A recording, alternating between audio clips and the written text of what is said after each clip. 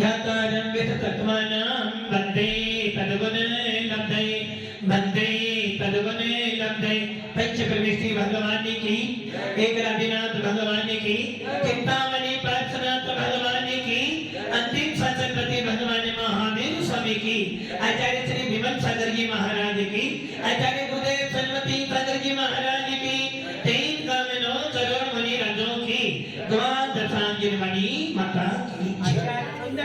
महाराज की जय। भव्य आत्मा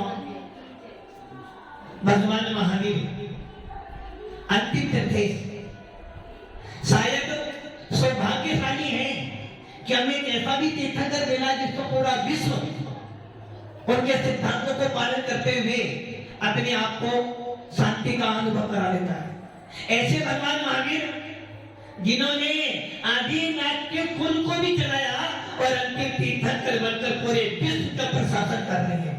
भव्य आत्माओं, हमारे आचार्य कौन स्वामी सबने नाम सुना है। एक ऐसे आचार्य हैं जिन्होंने आत्मा का धर्म बतलाया, जबकि हमारे अनेक आचार्य हमें सबने यही बतलाया कि भाई आत्मा है और आत्मा की साधना करने वाला भगवान बनता है। किंतु कुंतकुम स्वामी ने बड़े बड़े शास्त्रों को लिखकर जो अनुभव किया वो सारी बातें शास्त्रों में लिखी और उन्होंने गाथा लिखी है। जिस गाथा को मैं बार बार कहता हूं, जिस गाथा के बारे में अभी आपने राजनीति से सुना था ना, सम्य दृष्टि। दंसन भट्टा भट्टा दंसन भट्ट से नथिनी वनम सिंजंती चरिए भट्टा दंसन भट्टा न सिंजंती।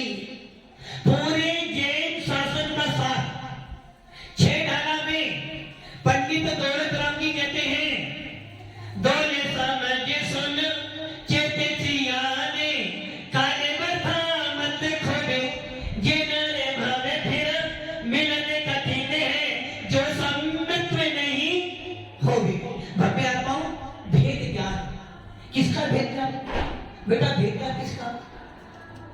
किसमें भेद करना आपको? बस ये बहुत बहुत बहुत छोटी बात है। आत्मा अलग है, शरीर अलग है, सब जानते हैं।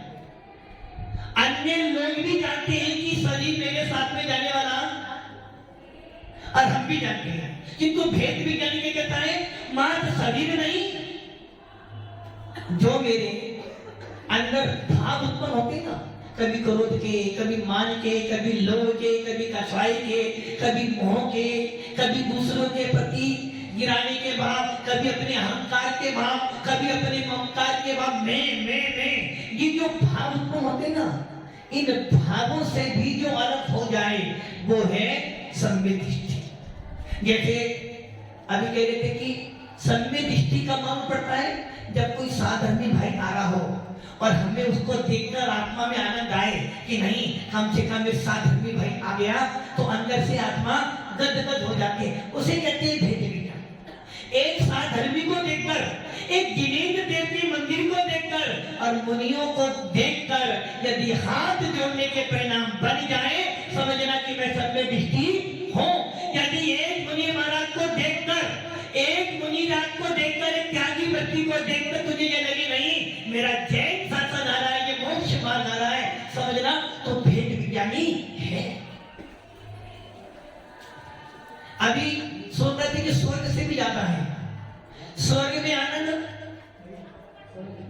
सांगी, स्वर्ग का आनंद लेना, स्वर्ग में जाना है। कब जाओगे? कब जाओगे? स्वर्ग में कब जाओगे? स्वर्ग में बैठे ना, स्वर्ग में बैठे नहीं, स्वर्ग में तो नहीं बैठे। यदि स्वर्ग में बैठे होते तो मुनिराज नहीं होते। यदि स्वर्ग में होते तो ये चतुर्विधि संघ नहीं मिलता। क्योंकि स्वर्ग के अंदर गुलिस्तान मात्र 4 ही होते हैं। जैसे राजेश जी कह रहे थे ना, स्वर्ग में चले तो जाएंगे किंतु संयम का पालन नहीं कर पाएंगे। स्वर्ग में चले तो जाएंगे, किसी मुनिराज को हार दान देने के परिणाम नहीं बना पाएंगे। अब स्वर्ग में चले तो जाएंगे, तीर्थंकर का पंचकरण तो कर लेंगे, किंतु तीर्थंकर नहीं बन पाएंगे। यदि तीर्थंकर बन सकते हैं, मुनि बन सकते हैं, संयम धारण कर सकते हैं, तो मात्र इस मनुष्य गति में कर सकते हैं। इसलिए स्वर्ग नहीं है। स्वर्ग जैसा तो हो सकता है किंतु स्वर्ग नहीं है। और राजेश जी, आपको स्वर्ग जाना है? जाना है? रास्ता वही है। नहीं, रास्ता तो नहीं है। रास्ता तो स्वर्ग जाने का नहीं है, क्योंकि भेद विज्ञानी सम्यक दृष्टि जीव स्वर्ग जाने के भाव वो क्या भवना बताता है? वो तो ये भवना बताता है कि हे आत्मान, नरक जाऊं कोई डर नहीं, यदि मैं नरक में जाऊं तो कोई डर नहीं है, स्वर्ग जाऊं तो इच्छा नहीं है। बस एक भावना है, जब तक मोक्ष ना मिले, जब तक मोक्ष ना मिले, तब तक दिनेर भक्तिर सदामेषु भवे भवे। क्या मिले मुझे? जब तक मोक्ष ना मिले, दिनेर भक्ति सदामेषु। क्या मिले मेरे को? जिन शासन मिले। नरक में भी चला जाऊं, भाई नरक में जाना नहीं, जाना स्वर्ग जाना, कहाँ जाना? मोक्ष जाना है। तो मोक्ष जाने के लिए तो पीछे में बैठी, उसे छोड़ना पड़ेगा, पापा को, मम्मी को, सब छोड़ना पड़ेगा। और छोड़ने के बाद अपने में लीना पड़ेगा। इसलिए ध्यान रखना, सम्यक दृष्टि जिनको नरकों में जाकर भी अपने आत्मा के भेद विज्ञान को प्राप्त कर लेगा, और मिथ्या दृष्टि स्वर्ग जाकर भी अपना कल्याण नहीं कर सकता। इसलिए हमें ना स्वर्ग जाने की इच्छा, ना नरक जाने की इच्छा, और मोक्ष जाने की भी इच्छा। बेटा सिताले जाना, सिताले जाना अभी तो गई नहीं है, बार भी कितनी बार गए? रोज जाते नहीं, रोज तो नहीं जा सकते। राजेश जी, सिताले जाना, जाना पहले कभी गए नहीं? होकर आए, हम तो होकर आए। शांतिलाल जी होकर आए सिताले? हाँ बोल दो, हाँ बोल दो, हाँ बोल दो, हाँ। छेदी जी होकर आए? मैं पूछूं भी कैसा लगा आपको वहां? हाँ बोले ना बोल रहे? हाँ। नीलेश भैया सिताले गए? हाँ। राजेश जी आप गए? गए? कैसा लगा? बढ़िया लगा? अरे गलत हो गया, सिताले तो गए किंतु निगोदिया जीव बनकर गए, एक इंद्री बनकर गए, और एक इंद्री के पास मन नहीं था। तो क्या आनंद लिया? सिद्धों के पास होकर आ गए, सिद्धों की आत्मा का भी देखकर आ गए, किंतु फिर भी वापिस सिद्धालय को जाना है, किंतु निगोदिया बनकर नहीं, सारे कर्मों से रहित होकर भगवान बनकर सिद्धालय में जाना है। भव्य आत्माओं, जब ऐसा मोह देखते ना, भले लोग कम हो, हमारा जैन शासन भीड़ का नहीं है, हमारा जैन शासन मजबूरी का नाम, मजबूरी का नाम महात्मा गांधी, और मजबूरी का नाम जीन शासन। जैन शासन मजबूरी का नाम नहीं, मजबूती का नाम है, और जो मजबूती से पालन करेगा वही भगवान बन पाएगा। प्रश्न चल रहा है गेट सागर महाराज का भी। जिस समय गेट सागर महाराज यहाँ पर थे, हम लोग 8 दिन रुके थे, 8 दिन, और उन 8 दिनों के अंदर उनको हाथ चर्या भी करवाई, संबोधन भी दिया, त्याग भी करवाया, और अंतिम उपदेश देकर आए, जिसके बल पर उन्होंने अपनी 18 दिन की संलेखना करी। और भव्य आत्माओं, इस क्षेत्र का भी कोई पन्ने तो है, इस क्षेत्र का भूमिका बनने हैं कि जब जब कोई साधु संलेखना करने वाला होता है, उसकी बहुत अच्छी संलेखना हो जाती है। और भव्य आत्माओं, जिस माता जी ने कल संलेखना करी 105 संकल्पमती माता जी, उस देवी के बारे में मैं जितना कहूं बहुत कम है, क्योंकि मैं 2003 उदयपुर चतुर्मास हुआ था। उस समय से वो भगवती बाई, भगवती नाम क्या? भगवती, और भगवती का मतलब क्या हो गया? भगवान को प्राप्त करने वाली। जिनवानी का नाम में भगवती भी आता है। ऐसी भगवती माई 7 प्रतिमाधारी थी और उसने आचार्य सरस्वती सागर महाराज से 2 प्रतिमा 7 प्रतिमा ली और प्रतिदिन 2003 से लेकर 2023 तक डेली हार देगा। लॉकडाउन के अंदर सवेरे 10 बजे आती थी, 12 बजे जाती थी और कभी भोजन नहीं करती थी। भोजन तो घर पे करूंगी, जाती थी बेटे के लिए भोजन बनाती थी, राजेश जी आपके लिए भोजन बनाती थी। उसके बाद कहती थी महाराज मैं तो खा लूंगी, मेरा बेटा भी तो है ना, उसके लिए मुझे खाना बनाना, उसके बाद मैं खाऊंगी। और मैं आ पाऊं उस भगवती बाई ने साधु संगति इतनी करी, इतनी सेवा की, साधुओं को दान देना और आरी का माथे कपड़े धोना, बूढ़ा साधु हो सुनने को खत को हाथ देना है और हाथ के साथ साथ में अपना सामान लाती थी। महाराज ना जाने कब मर जाऊंगी, सामान मेरे हाथ से लेने वाला तो दे दो। और भावना भाती थी माता जी, महाराज जी कुछ भी हो जाए माता जी को तुमसे बनूंगी, समाधि बन को मुझे करना ही करना है। करते करते करते करते 2024 आ गया। डूंगरपुर हम लोग रुके और डूंगरपुर में उसको लेकर आए। डॉक्टर ने बोला इनको जो बीमारी है उस बीमारी में ये यारो 2-4 दिन से अधिक जीवित रहने वाली नहीं है। मैंने पूछा भैया क्या करना, अस्पताल दिखा दे। पर बोली महाराज जी मुझे अस्पताल में जाना ही नहीं, मुझे अस्पताल में जाने का त्याग है। और उनको अटैक भी आया तब भी अस्पताल नहीं गई। और 2024 में 21 अप्रैल 2024 में डूंगरपुर के अंदर 23 अप्रैल 2024 डूंगरपुर में 2023 21 अप्रैल 2023 में डूंगरपुर में उनकी दीक्षा हुई। और दीक्षा के बाद उम्मीद थी, डॉक्टर आकर बोल गए महाराज 2-4 दिन में। और दीक्षा देने के बाद लगभग 11 महीने उसने अपनी पूरी चर्या पालन करी। और जिस दिन उनको दीक्षा दी थी उसी दिन बाद उनको 3 साल की संलेखना देनी थी। और उनको बोला था माता जी बस आपको 2 अनाज मूंग की दाल और चावल खाना है, 2 मूंग की दाल गेहूं खाना है और 5 हरी और दूध लेना है। उसके बाद में वो अपनी साधना करती रही। 7 बड़ा चतुर्मास हुआ, आना जाना रहा, अभिषेक देखना, स्वाध्याय करना, सब करती और दिन भर पढ़ती रहती थी। और उसके बाद 21 जनवरी 2024 बांसवाड़ा मोहन कॉलोनी में लगा कि इनका बोर्ड क्या करा दे।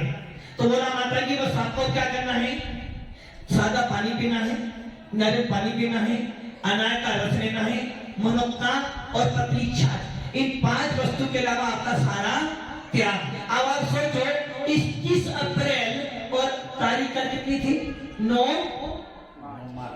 मार्च 40 दिन की संलेखना चली उनकी। और 40 दिन की संलेखना में मात्र क्या पीना है, नारियल पानी पीना है, सादा पानी पीना है, छाछ पीनी है, अनार का रस पीना और मनोका खाना। इतने जीवन को उसने अपना जीवन चलाया। और करते करते करते करते दलोदा 3 मार्च दलोदा पहुंचे। और उससे पहले तीर्थ जो आचार्य योगिन सागर जी ने बनाया है, वहां पर हम लोग विशुद्ध सागर, हम लोग पूरे के पूरे 50 पीछियों ने माता जी को आशीर्वाद दिया, संबोधन दिया कि माता जी बोली महाराज एक ही काम करना है, अच्छी तरह समाधि हो जाए। पूरे 50 पीछियों ने माता जी को आशीर्वाद दिया। और उसके बाद 3 मार्च दलोदा के अंदर माता जी को मैंने पूछा शाम को, माता जी कोई विकल्प तो नहीं है आपको? उनकी बेटी थी, उनके भैया भी थे। मेरे माता जी विकल्प, बोले कोई विकल्प नहीं है। मैंने कहा माता जी जाना है। बोले महाराज तैयार बेटी हूँ, बस समाधि हो जाए, मुझे जाना तो है ही। मैंने कहा कुछ खाने पीने की इच्छा है क्या? कुछ नहीं खाना। और उस दिन उनको बस पानी, नारियल पानी और मट्ठा रख दिया, वो सब त्याग करवा दिया। धीरे धीरे मंदसौर आ गए। मंदसौर आए, मंदसौर आने के बाद 7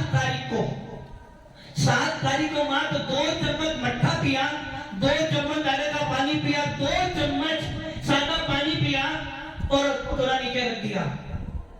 कल 8 तारीख को सवेरे कल 9 तारीख को सवेरे सवेरे संस्कृति माता जी, विष्णुप्रभा माता जी, सो लक्ष्मीवती माता जी, सो काव्यवती माता जी ने नमोकार मंत्र बोला, तो वो और तेज तेज नमोकार मंत्र बोल रही है। और पूजा माता जी हाथ करना है, तो बोली हाँ ठंडा पानी पिला दो। फिर किसी माता जी ने बाहर बोला आज 14 है, किसको बोला? माता जी को बोला, बाहर बोली आज 14 है, तो बोली अरे आज 14 है, आज मुझे पानी नहीं पीना, बल्कि मैं अष्टमी 14 के दिन उपवास करती थी, इसलिए पानी भी नहीं पीऊंगी और त्याग कर दिया। माता जी ने आकर हमसे बोला था कि नहीं कभी दिन में अपने पाओ विचार पूछ लेंगे। उसके बाद में संत की एक छोटी कामत सुधर्मती माता जी थी, वहां पे वो नमोकार मंत्र पढ़े थे, और सवेरे सवेरे सिद्धांतवती माता जी उनके पास गई, उनको नमोकार मंत्र सुनाया, और छुल्लिका माता जी नमोकार मंत्र बोल रही है, वो नमोकार मंत्र बोलने का प्रयास कर रही है। उनकी बेटी ने, अनीता जी ने उनको मोबाइल पे सारे फोटो दिखाए भगवानों के, वो हाथ जोड़ रही है, और मात्र 2 मिनट पहले उसने बोला, दीदी ने पूछा माता जी जाना है, शुद्धि पे जाना है क्या? बोली हाँ तेरी बोले शुद्धि कराने गए, और 10 मिनट में भैया मेरे पास दौड़े दौड़े आए, बोले महाराज जी एक बार चलो, जल्दी से चलो आप। और हम गए, उसकी नाड़ी दीदी देख रही है, हम नमोकार मंत्र बोल रहे हैं, और नमोकार मंत्र सुनते सुनते ही उसकी आत्मा के प्राण अलग हो गए। अब आप ये देखो, आदि समाधि मंदसौर में भी हो सकती थी, समाधि गांधी जी के वहां भी हो सकती थी, और समाधि सीता जी जब वो 10 साल रही वहां भी हो सकती थी, किंतु नहीं, उसको तो भगवान पारसनाथ बुला रहे थे। और इस क्षेत्र का पुण्य था कि क्षेत्र पर आकर माता जी ने अपनी अंतिम श्वास छोड़ी, और 14 के दिन, जिन दिन भगवान वासुदेव भगवान का जन्म और तब कराना था, ऐसे पावन दिवस पर माता जी ने अपने अंतिम श्वास लेकर अपना संकल्प पूरा करा। और ये निश्चित है कि माता जी ने जीवन भर साधु सेवा की, जिन साधुओं को अपने देह में रखा, और वो माता जी उस देव गति में स्वर्गों के अंदर देव हुई है, सब में दर्शन सही पैदा हुई है। वो क्या कर रही है? हम तो यहाँ बैठकर अपनी साधना कर रहे हैं, वो वहां पर जाकर समोसन में आकृति दिन चैतन्यों में वंदना कर रही है, और अपने सब दर्शन को मजबूत कर रही है। ऐसी माता जी के लिए बहुत आशीर्वाद और भावना भी यही मानते कि माता जी देव पर्याय छोड़कर पुरुष पर्याय में आना, अब मां नहीं बनना। राहुल बेटा, अब मां नहीं बनना, कि मां बनने के लिए मिथ्यात्व में आना पड़ेगा। अब मां नहीं बनना, अंतर की मां नहीं बनना। अब वो माता जी पुरुष पर्याय में आए, और पुरुष पर्याय में मुनि मुद्रा धारण करें, और मुनि मुद्रा धारण कर कर साधना कर कर मोक्ष को प्राप्त करें। और उनका परिवार, उनके बेटे अशोक जी, राजेंद्र जी, उनकी बेटी अनीता, शांता, और उनकी भतीजी आशा, उन्होंने जो सेवा की है, उन्होंने हमसे बोला महाराज जी ज्यादा देने नहीं, यदि 10 साल भी माता जी देगी ना, हम सेवा करेंगे।